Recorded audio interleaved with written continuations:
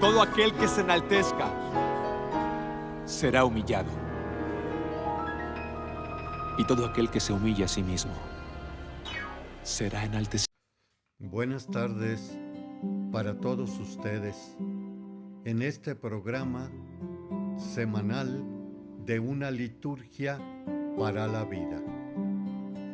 Estamos en la semana 31, la recta final del año litúrgico. De ahí que la palabra de Dios cada vez más va a estar cuestionante en todos los sentidos. En este caso, toca precisamente a los dirigentes religiosos de la comunidad israelita. Por un lado, primera lectura, los levitas en el Evangelio van a salir, como anteriormente se vio, los doctores de la ley y los fariseos. Cabe aclarar aquí que con terminar el año es como si se terminara el caminar de nuestra historia por un lado, pero también de la historia de la humanidad. Y también dentro de esta historia, en su momento, también entró Jesús a ella. Y a él también lo van a matar o va a morir. Y es por eso que estas sectas, núcleos de aquel entonces están arremetiendo contra Jesús.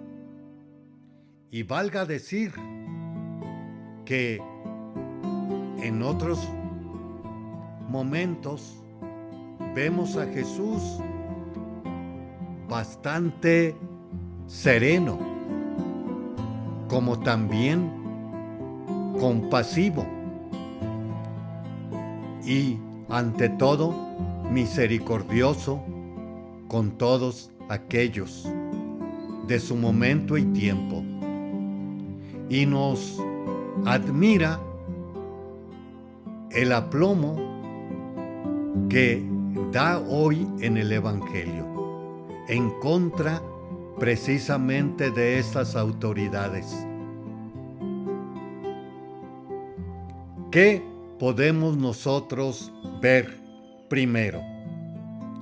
En la primera lectura del profeta Malaquías, ¿qué nos dice?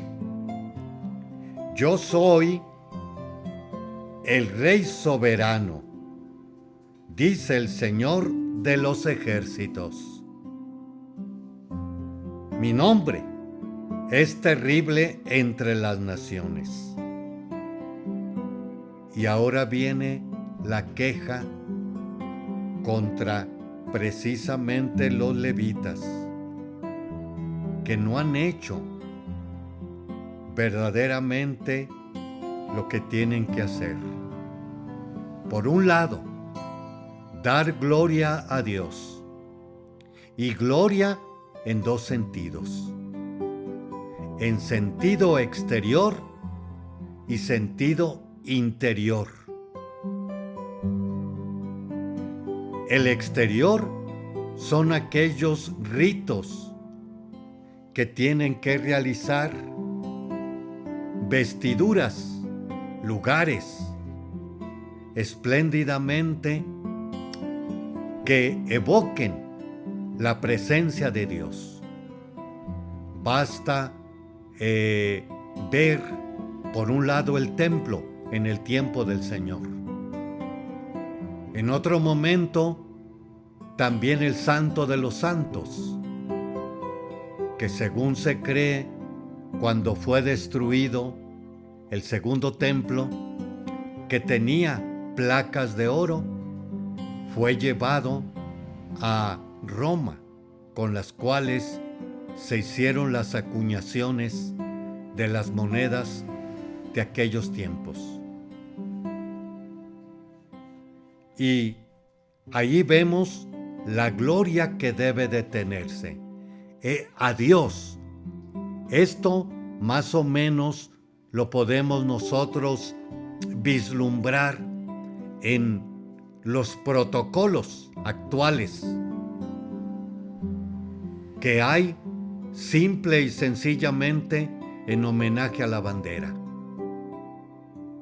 Cuando hay alguna celebridad que viene a visitarnos, ya sea de la cuestión federal como estatal, como también hay esos protocolos.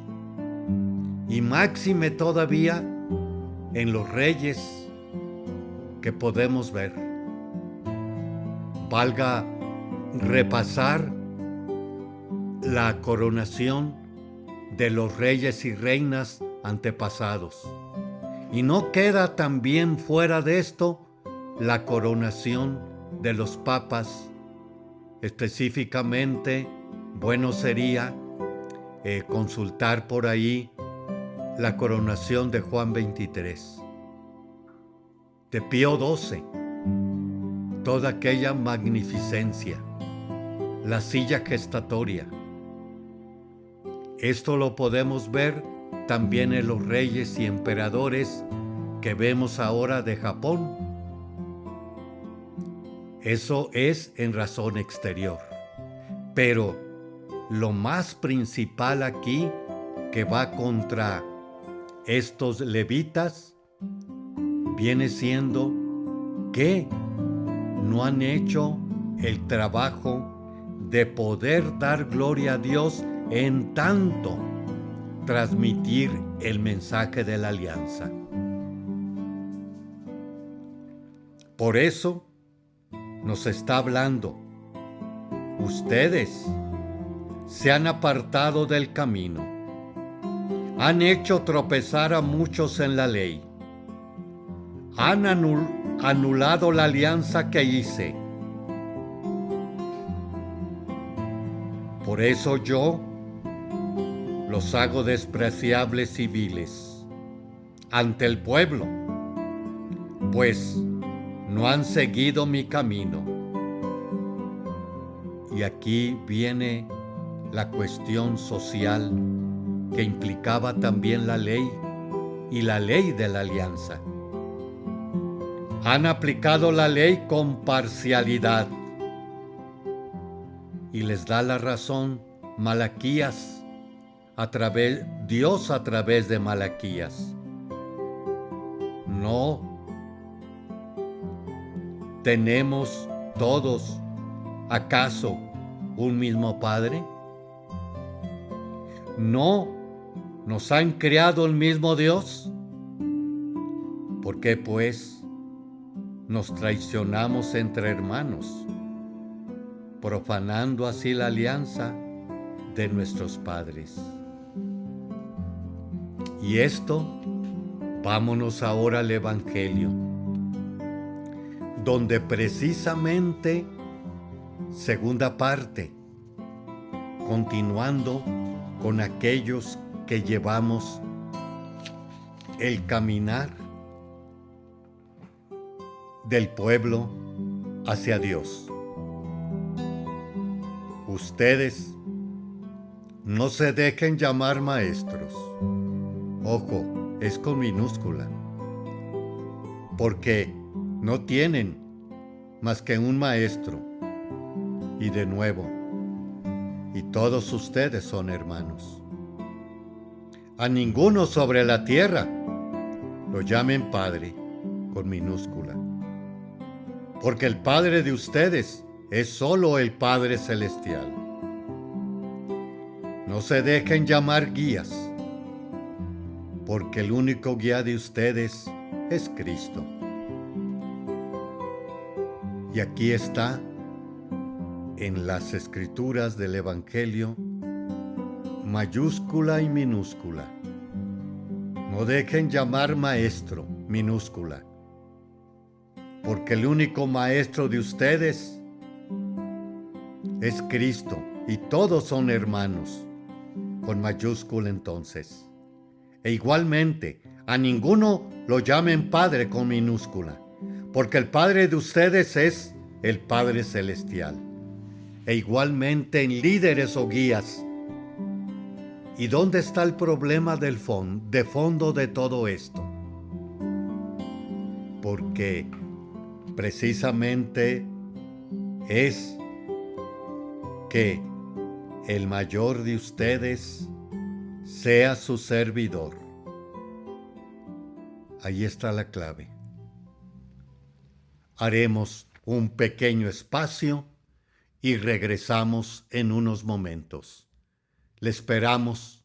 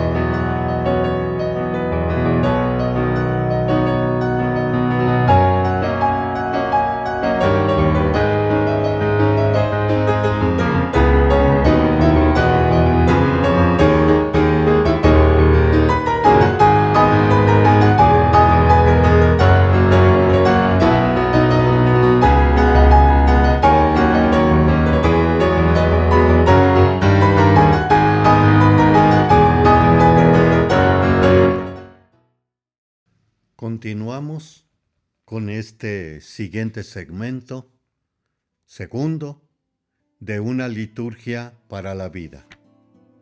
Les habla el Padre Víctor Anguiano, de la Diócesis de San Cristóbal.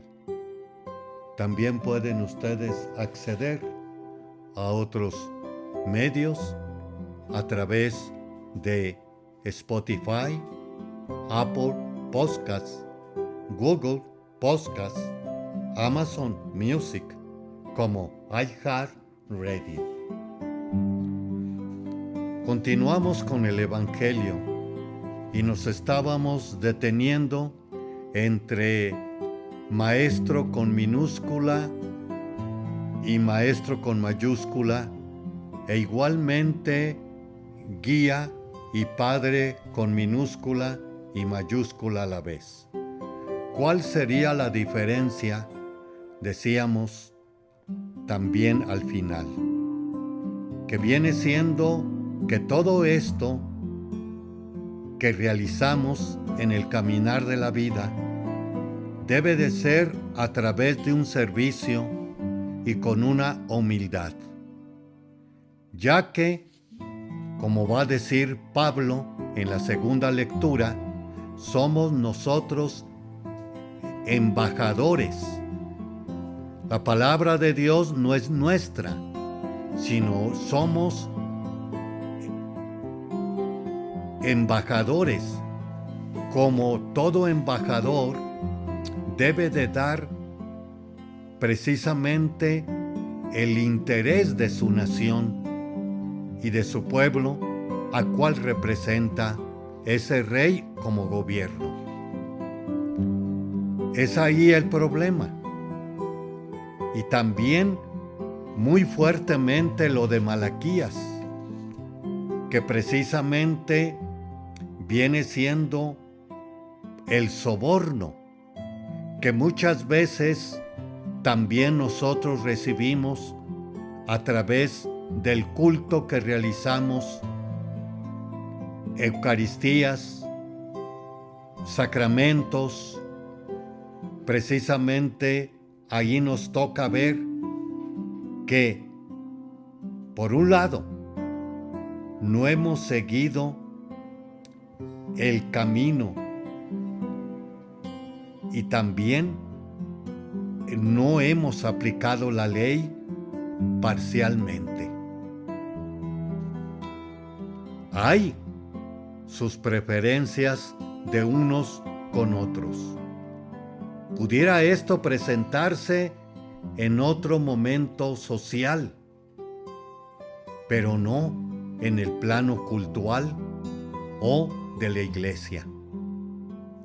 Pero también debemos nosotros aquí de retomar, puesto que estamos en la semana 31, recta final, como decíamos, final de nuestra historia, o puede ser también de la humanidad. ¿Y cómo? Ahora nosotros, en las responsabilidades que tenemos, ¿cómo actuamos? A través, precisamente, de una manera partidaria, por un lado, y por otro lado, de una manera precisamente de soborno, o de atender también al que más tiene, o también lo que nos dice, somos o prestamos un servicio, ante todo y sobre todo aquellos que precisamente a través de los impuestos, del tal IVA que tenemos en nuestra nación, aquellos servidores públicos, ante todo, también les llegaría esta fuerte interrogación para poder precisamente meternos cada vez más en un servicio, en humildad y ante todo, porque somos hermanos. Teniendo en cuenta esto, la segunda lectura de Pablo da precisamente este paso. Cuando estuvimos con ustedes, los tratamos con la misma ternura con la que una madre estrecha en su regazo a sus pequeños. Tan grande es nuestro afecto por ustedes que hubiéramos querido entregarles no solamente el Evangelio de Dios, sino también nuestra propia vida, porque han llegado a sernos sumamente queridos. Sin duda, hermanos, ustedes se acuerdan de nuestros esfuerzos, fatigas, pues trabajamos día y noche, a fin de no ser una carga para nadie. Les hemos predicado el Evangelio de Dios. Y aquí valga aclarar que Pablo, según vemos en los Hechos de los Apóstoles y en otras cartas de él, se vislumbra un trabajo manual, precisamente para que no sea un peso a la comunidad. También es otra seña de nosotros no ser peso para la comunidad y ante todo aquellos lugares que precisamente son denominados con lugares misionales, donde hay escasamente la economía y redunda mucho la marginación y secuelas de la pobreza. Hacemos otro espacio y regresamos. Le esperamos.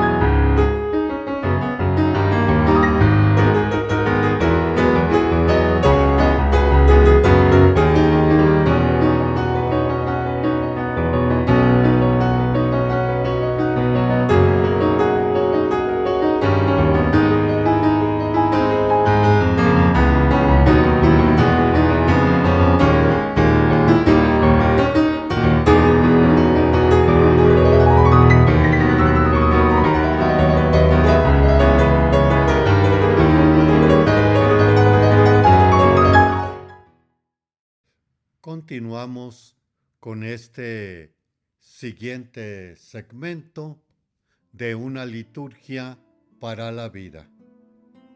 Vamos ahora a adentrarnos en el comentario a la ordenación general del misal romano.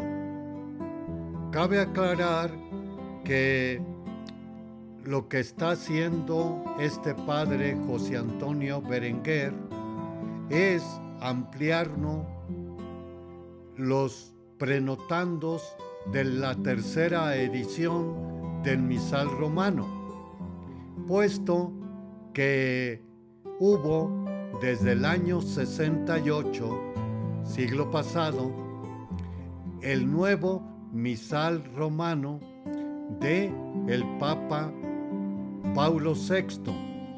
Hubo precisamente en varios momentos el despliegue o la apertura de varios cartas de liturgia de una manera u otra que fueron ampliando cada vez más la Sacrosanctum Concilium, a tal grado que precisamente se llegó a tener 3 ediciones, enriqueciendo de nuevo todo esto en general con el magisterio de la Iglesia, incluyendo las cartas últimas que salieron después del concilio.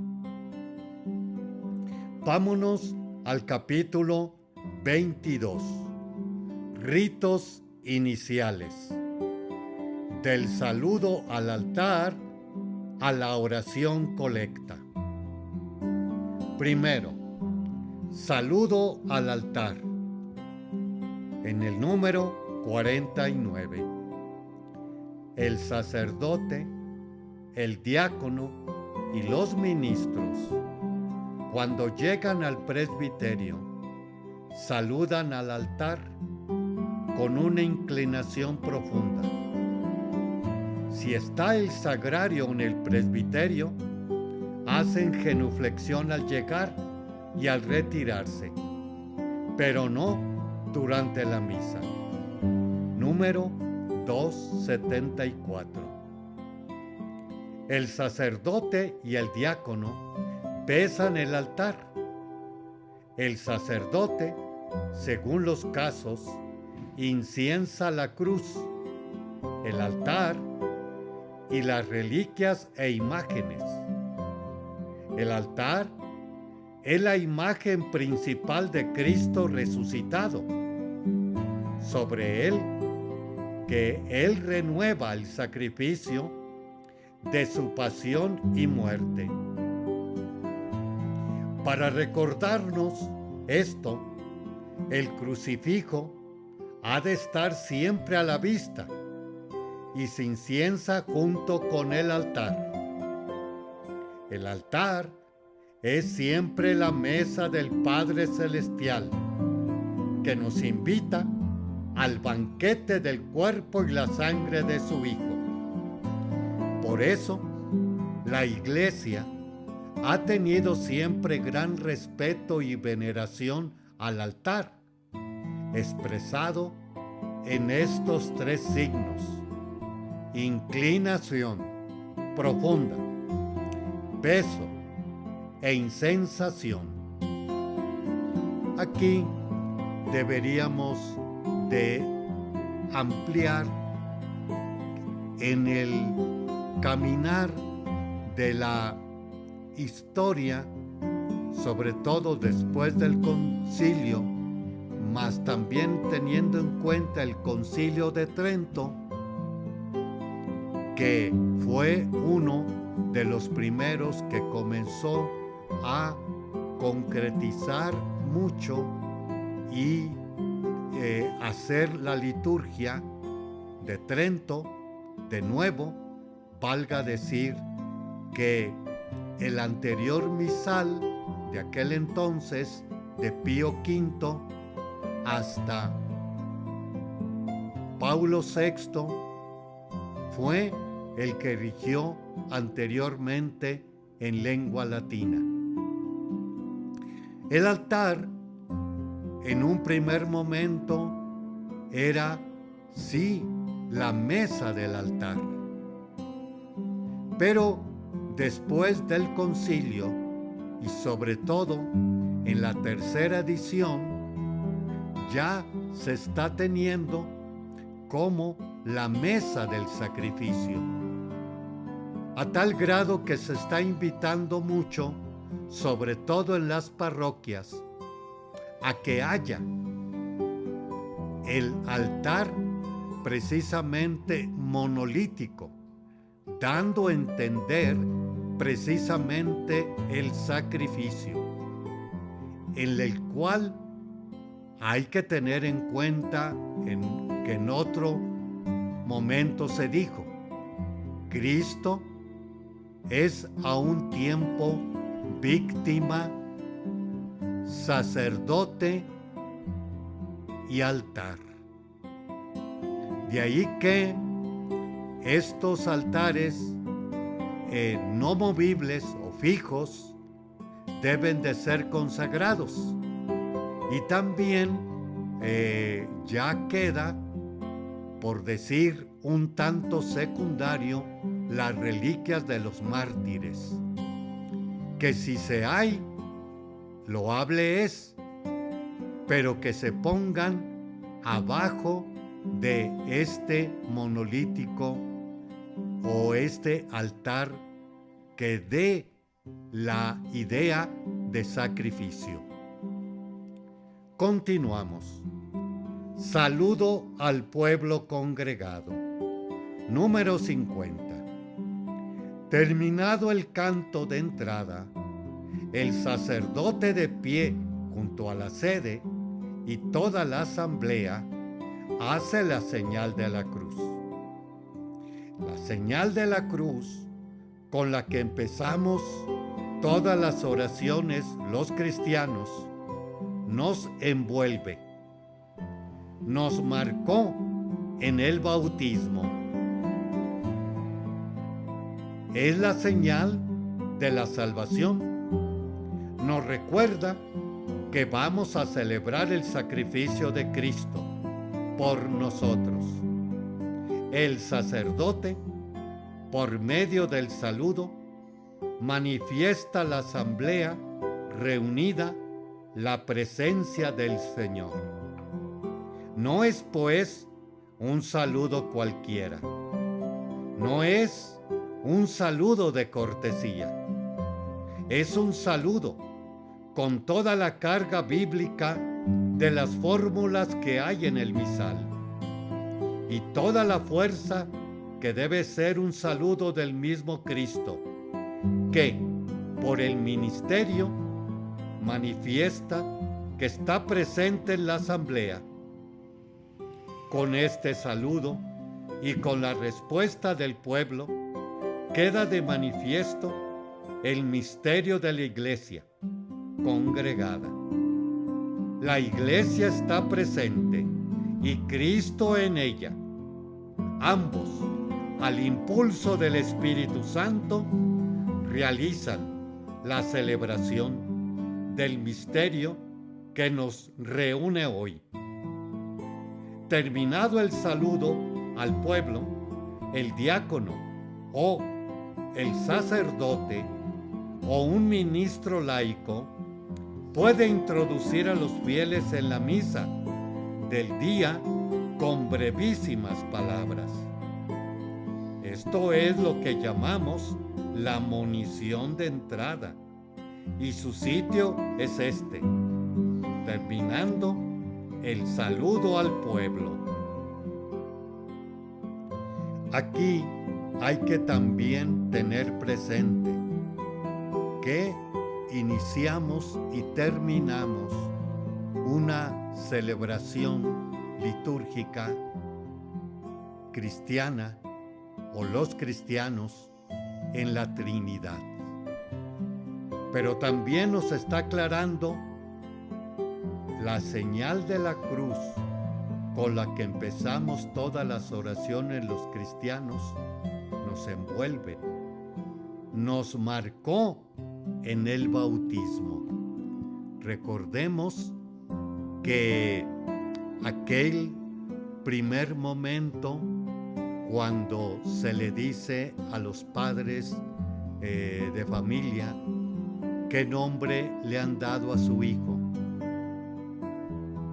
fulano de tal, yo te marco en la frente con la señal de la cruz, en la cual Cristo nos redimió. Tanto es importante esto, que en otro momento había, sobre todo después del Concilio de Trento, aquellas personas excomulgadas, aquellas que habían caído en una blasfemia, en la cuestión también de apostasía, en la cuestión también cismática. Cuando eran estas personas, se les excluía y también se ponían ante el altar y se les borraba el signo de la cruz en la frente, que da a entender aquello que habla en el Apocalipsis, que estaban señalados. Seguimos. Acto de penitencia. El momento de pedir perdón a Dios y pedir perdón y perdonar a los hermanos para poder acercarnos a la Eucaristía. Las palabras del sacerdote manifiestan el perdón que Dios concede a nuestro arrepentimiento, pero no tiene eficacia propia del sacramento de la penitencia. Quien tenga conciencia de pecado mortal debe confesarse antes de comulgar. No le basta el acto de penitencia. Los domingos, sobre todo en tiempo pascual, es el lugar del acto penitencial acostumbrado. Puede hacerse la bendición o aspersión del agua en memoria del bautismo. Haremos un pequeño espacio y regresamos.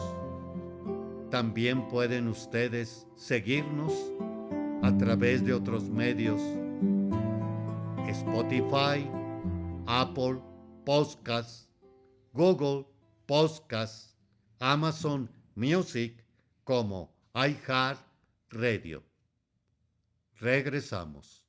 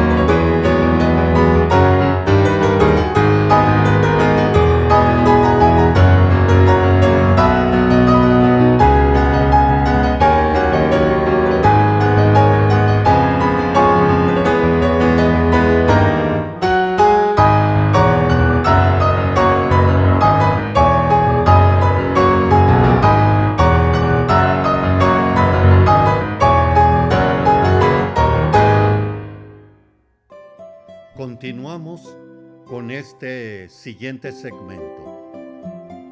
Nos quedamos en los prenotandos que nos da a ampliar el padre José Antonio Berenguer de la editorial Monte Carmelo, que nos hablaba acerca del acto penitencial y nos aclaraba precisamente que este acto penitencial no quiere darnos a entender que sea un sacramento. Y esto hay que tenerlo bastante claro, porque muchas de las ocasiones nosotros ya tomamos como automático de que ya pedí perdón y ya me puedo acercar a la Eucaristía, comunión eucarística, pero debemos de tener bastante presente los mandamientos de la Iglesia, que uno de ellos es, primeramente, el número 1 viene siendo oír misa entera los domingos y fiestas de guardar. Entonces, si he fallado en esto, hay pecado. No que haya robado o matado, pero sí es un pecado grave, que si lo sigo inconando o siguiendo, pues no voy a estar en la enseñanza y el caminar de Jesús. Viene siendo eso de fondo. No voy creciendo. Entonces hay que tenerlo precisamente en cuenta. De allí viene el segundo mandamiento de la Iglesia: confesar los pecados mortales. Y también con ello, confesarse y comulgar una vez al año. Entonces, la importancia de esos 5 mandamientos se pone bastante énfasis en los 3 primeros que he comentado: la Eucaristía, misa entera los domingos, los pecados, más también tercero, por lo menos confesar y comulgar en la Pascua Florida. Seguimos. El Señor ten piedad. Los fieles aclaman al Señor y piden su misericordia. No forma parte del acto penitencial, a no ser este se utilice en su forma tercera. Regularmente lo hará el pueblo y el coro o el cantor, o solo el coro, repitiendo 2 veces a cada aclamación, pero se puede repetir varias veces por exigencias musicales u otras circunstancias. El Señor ten piedad, el canto. Aquí, ojo, también. Ahora últimamente se ha tenido ya bastante amplitud en los cantos. Y hay que recordar, nos ayuda mucho. Anteriormente había misas rezadas y misas cantadas. Y la rezada era precisamente, no incluía ningún canto, porque los cantos eran una en latín, otra que eran armonizados con el gregoriano, tono de gregoriano. Y estos sabedores del canto gregoriano, solfeo, eran pues generalmente personas pues preparadas en este arte.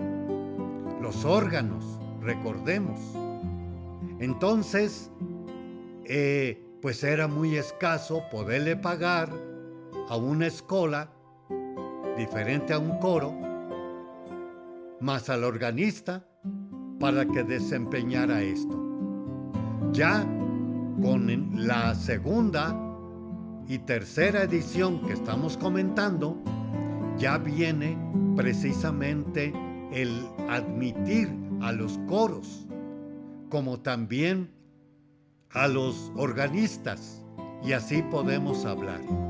Y últimamente algunas personas se han adentrado en este arte. Muy bien. Y ahora tenemos, pues siempre tenemos misas cantadas y no rezadas. Por eso esta aclaración del Señor ten piedad. Vayámonos al Gloria. El canto del Gloria. Himno antiquísimo, con la que la Iglesia glorifica al Padre y a Cristo, el Cordero, con el Espíritu Santo, y le presenta sus súplicas. El texto de este himno no puede cambiarse por otro. Se recita o se canta junto o alternando, o con los cantos solo el coro los domingos, fuera de Adviento y Cuaresma, y las solemnidades y fiestas, y en algunos peculiares celebraciones muy solemnes, como viene siendo el Corpus, María, Asunción, María de Guadalupe, en la fiesta patronal local.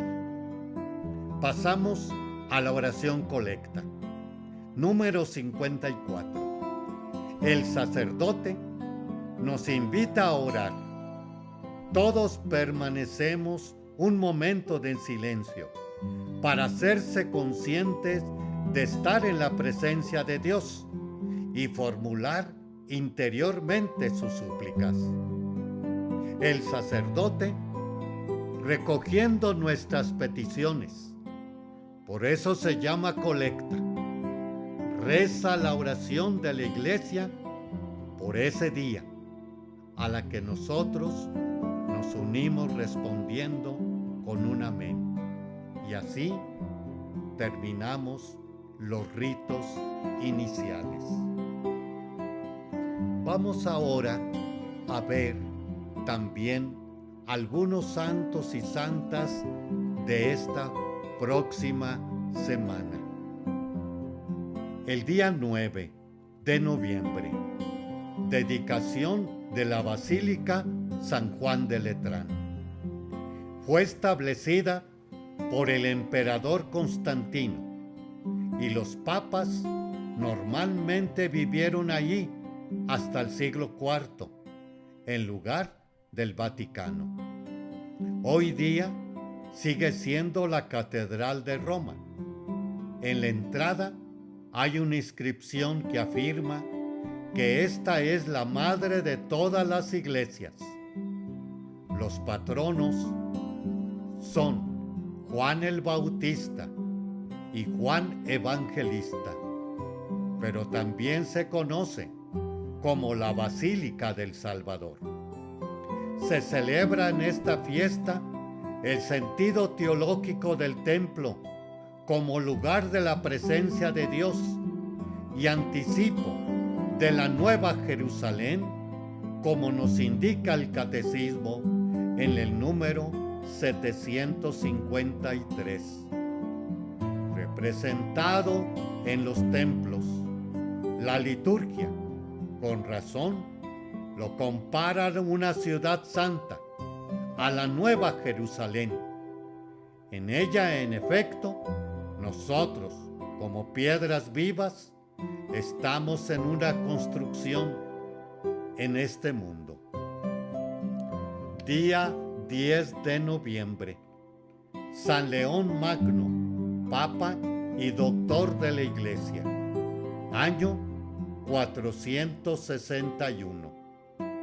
Nació en Toscana entre el 390 al 400 y fue educado en Roma.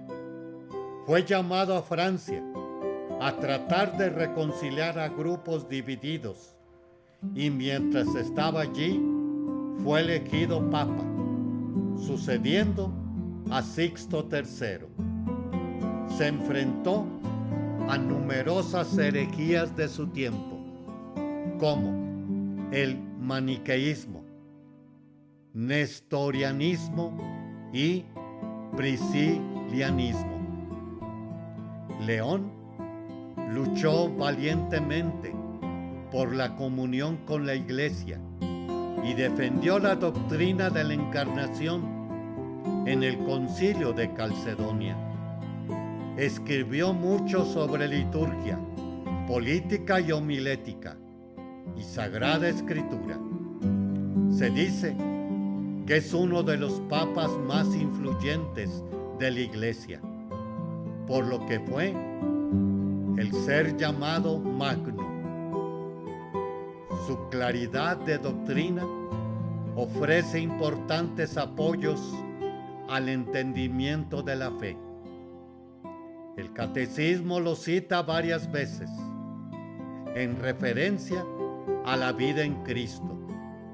Dice: cristiano, reconoce tu dignidad, puesto que ahora participas de la naturaleza divina.